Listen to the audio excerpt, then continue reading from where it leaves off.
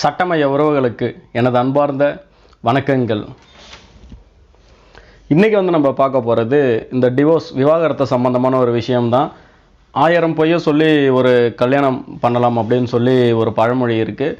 இதில் பார்த்திங்கன்னா ஒரே ஒரு பொய்யை சொல்லி ஒரு நபர் மாட்டியிருக்காரு. அது என்ன, எதற்காக இந்த மாதிரி ஒரு விஷயம் நடந்தது, இந்த டிவோர்ஸ் உண்மையாலுமே பார்த்திங்கன்னா ஒரு சாத்தியமான விஷயமா அப்படின்ற ஒரு வீடியோவை இன்றைக்கி நம்ம பார்க்க போகிறோம்.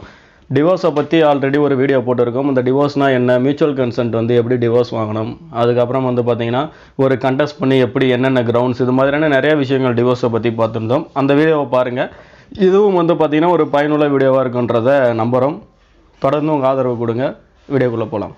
நம்ம இதுக்கு முன்னாடி ஒரு விசித்திரமான வழக்கு ஒன்று பார்த்தோம். என்னென்னா, தன்னுடைய கணவர் அவர் எந்த ஒரு சண்டையும் போட மாட்டார் அப்படின்ற ஒரு காரணத்தை சொல்லி டிவோர்ஸ் கேட்ட ஒரு பெண்மணியை பார்த்துருந்தோம். ஆனால் இன்றைக்கி நம்ம இப்போ சொல்ல போகிற வழக்கு பார்த்திங்கன்னா இது ஒரு விசித்திரமான வழக்குன்றதை நீங்கள் தான் சொல்லணும்.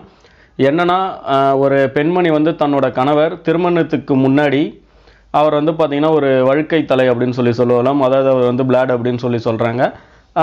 அதை மறைத்து திருமணம் செஞ்சிட்டார் அப்படின்ற ஒரு காரணத்தை சொல்லி அவர் மீது ஒரு கிரிமினல் வழக்கு ஒன்று தாக்கல் பண்ணியிருக்காங்க. அது இல்லாமல் டிவோர்ஸும் அப்ளை பண்ணியிருக்காங்க. அது என்ன அப்படின்னு சொல்லி பார்த்தோன்னா, திருமணம் அவங்க 2 பேருக்கு ஒரு தம்பதி, அவங்க பார்த்திங்கன்னா 27 வயசு, அப்புறம் 29ன்னு சொல்கிறாங்க. அந்த பெண்மணி பார்த்திங்கன்னா CA சார்ட்டர்ட் அக்கௌண்டன்ட்னு சொல்கிறாங்க. அவங்க பார்த்திங்கன்னா ஒரு நபரை திருமணம் பண்ணுறாங்க.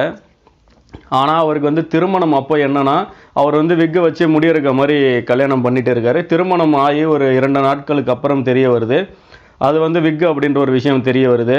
நான் இது மாதிரி ஒரு வழுக்கை தலையை கல்யாணம் பண்ணிட்டேன் அப்படின்றத அவங்க சொல்லியிருக்காங்க. சொன்ன உடனே என்ன நடக்குது அப்படின்னு சொல்லி பார்த்தீங்கன்னா, இது ஒரு சாதாரண விஷயம் தானம்மா, ஏமா முடி ஒரு நார்மலான விஷயம், எல்லாருக்கும் கொட்டுறது தானே அப்படின்னு சொல்லி அவங்க வீட்டில் கன்வின்ஸ் பண்ணியிருக்காங்க. சின்ன விஷயத்தெல்லாம் பெருசாகாது அப்படின்னு சொல்லி அந்த பெண்மணிக்கிட்ட சொல்லியிருக்காங்க.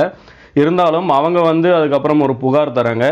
அந்த புகாரில் பார்த்திங்கன்னா 406 IPC criminal breach of trust, நம்பிக்கை மோசடி அப்படின்னு சொல்லி சொல்லுவோம். அதில் இந்த பிரிவில் பார்த்திங்கன்னா அவர் மீது வழக்கு பதிவு பண்ணியிருக்காங்க. அப்புறம் என்ன ஆகுது அப்படின்னு சொல்லி பார்த்தீங்கன்னா, அவர் மீது நம்பிக்கை மோசடி வழக்கும், அதாவது குற்றமுறு நம்பிக்கை மோசடி அப்படின்னு சொல்லி சொல்லுவோம். அது ஒரு நான் பெயிலபிள் அஃபென்ஸு. அது இல்லாமல் அவர் மீது பார்த்திங்கன்னா அவதூறுக்கான ஒரு தண்டனையும் கொடுக்குற மாதிரி ஒரு வழக்கை அவர் மீது பதிஞ்சிருக்காங்க. அதுக்கப்புறம் அவரை சரண்டராக சொல்லியிருக்காங்க. ஆனால் அவர் ஆன்டிசெப்டிக் பெயில் அப்ளை பண்ணிவிட்டு அதற்கான ஒரு தீர்வு என்ன அப்படின்றத பார்க்குறாங்க. ஒரு சின்ன எடுத்துக்காட்டு தான் இந்த 406 எப்போ ப்ளே பண்ணும் அப்படின்னு சொல்லி பார்த்தீங்கன்னா, ஒரு எடுத்துக்காட்டுக்கு ஒரு தம்பதிக்கு கல்யாணம் ஆகுது, திருமணமாகி அவங்க வீட்டுக்கு போகிறாங்க. கணவர் வீட்டில் இருக்க சமயத்தில் அவங்களுக்கான ஒரு சீதன பொருட்கள்லாம் கொடுப்பாங்க. வரதட்சணை அப்படின்னு சொல்லிட்டு அது கொடுப்பாங்க. அவங்க கேட்குறாங்களோ கேட்கலையோ, வரதட்சணைன்னு ஒரு விஷயம் வருது.